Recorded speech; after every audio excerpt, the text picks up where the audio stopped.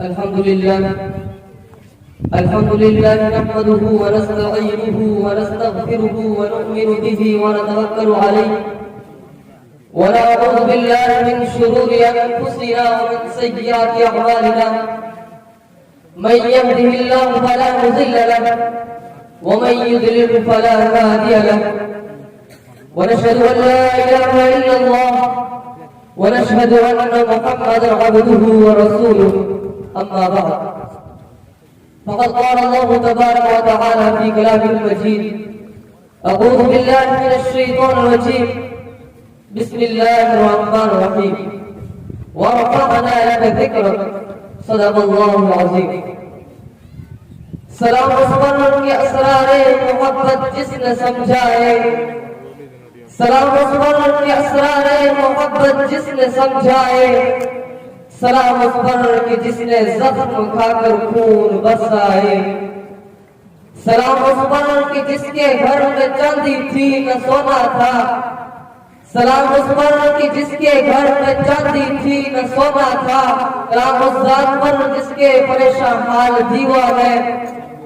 سلام اس ذات پر جس کے پریشان حال دیوا ہے سنا سکتے ہیں اپنی خالد و حیدر کے افسانے جس زمین پر نبوت کی توہین ہو جس زمین پر نبوت کی توہین ہو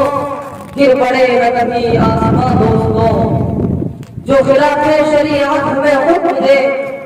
جو خلاف شریعت ہمیں حکم دے بدل دے کہ وہ حکمراں دوستوں محترم حضرات اور حاضرین جلسہ کوئی آدمی کوئی شخص میرے نبی علیہ السلام کی سیرت بیان کرنے کا حق ادا نہیں کر سکتا میں جتنا مرضی کہوں کہ ختم الرسول کی سیرت بیان کروں گا ختم الرسول کی شان کا تذکرہ کروں گا ختم الرسول کے کمالات کا احاطہ کروں گا حقیقت یہ ہے کہ ختم الرسول کے جتنے کمالات و مناصب ہیں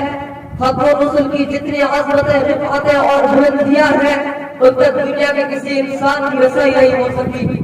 دنیا میں اردو عربی کی لغات کے اندر کوئی ایسا لفظ ایجاد نہیں کیا گیا